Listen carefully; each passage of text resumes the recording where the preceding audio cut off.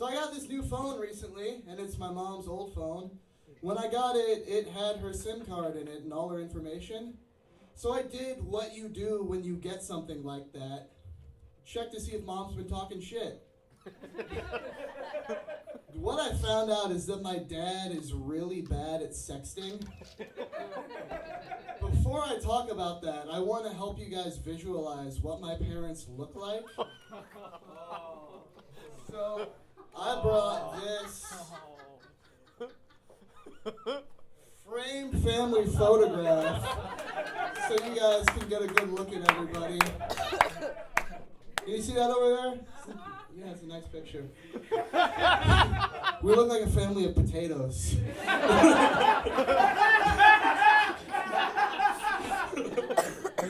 But this is my mom here, and as you can see, she's kind of fat. She's got fat like me.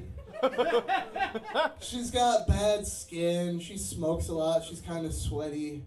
She has scars on her face from her sleep apnea mask. And then there's my dad there, and he just looks like a dad. Like, he shits a lot. He takes a lot of painkillers, so sometimes his dick doesn't work.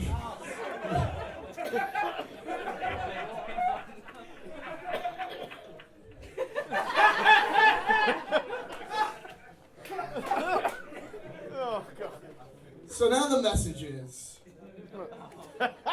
here's my mom. She's coming at him with all this passion, like, I would love to taste your essence and caress your cool skin while we lay naked in bed together. My dad responds with, okay.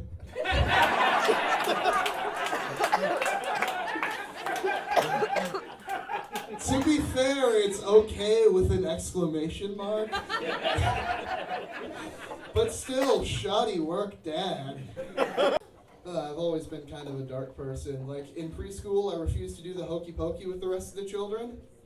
When they were out there sticking their whatevers wherever, I was in the corner sulking, like, go ahead, stick your left leg out. Death's a-coming. There's an infinite blackness, and once you put your whole self in, you can't take your whole self out. The abyss ensnares us all. You cannot turn yourself around. And that's what it's all about. And just yesterday I ordered Chinese food, which isn't that messed up on its own. But did you know that the stock market collapsed in China? I thought it was pretty cool that I get to eat their food and they don't.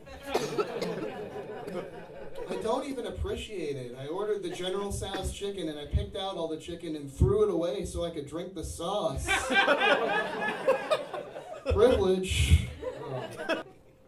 When I was a kid growing up, my childhood hero was Robert Wadlow, the world's tallest man. I don't know if he was a good person or not, but I think every boy needs a man to look up to. But I don't really know where to buy hard drugs, so I went to the library. I thought maybe I could look it up or something. That's also where all the homeless people go and install viruses on the computers. I figured one of them might have a lead, but it turns out that our homeless population are just good, clean-living folks trying to make the most of a bad situation. I still wanted drugs, though. Yeah, sometimes I wish I were a woman, if only to know how it feels to be sexualized for once. I'd like to be able to take a piss and think somebody would definitely pay to watch me do this. Here I am doing it for free. Like a scam. Just by being a girl, anything you do automatically becomes hot. Like at the time we were having that conversation, I was eating spaghetti with my shirt off. Don't judge. But nobody wants to see that. But if you were a girl eating spaghetti with your shirt off on a webcam, suddenly you would make tens of dollars. There's really no downside to that. You get to eat spaghetti.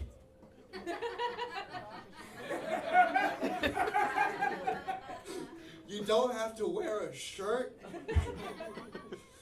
And I guess there's like a monetary reward too, but who cares about that? Now that I've got you back, I'm going to tell another joke.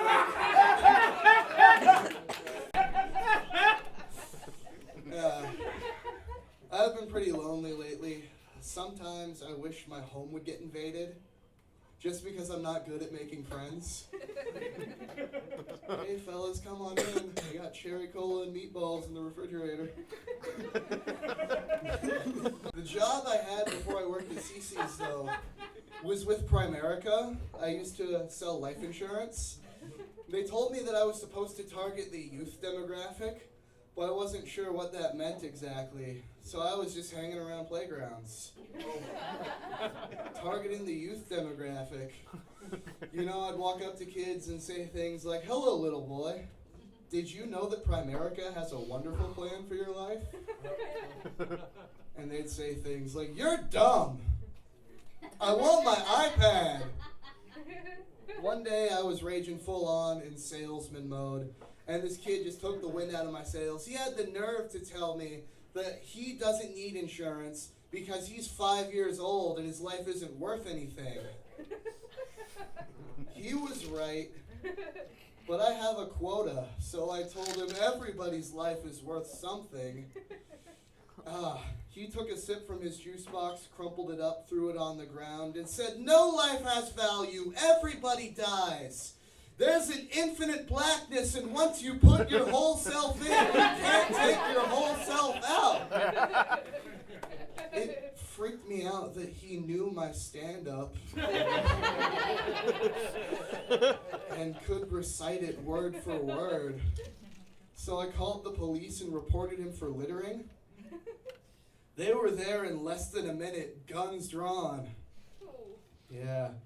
You know, the saddest thing about the death of this unarmed 5-year-old is that he did not have life insurance.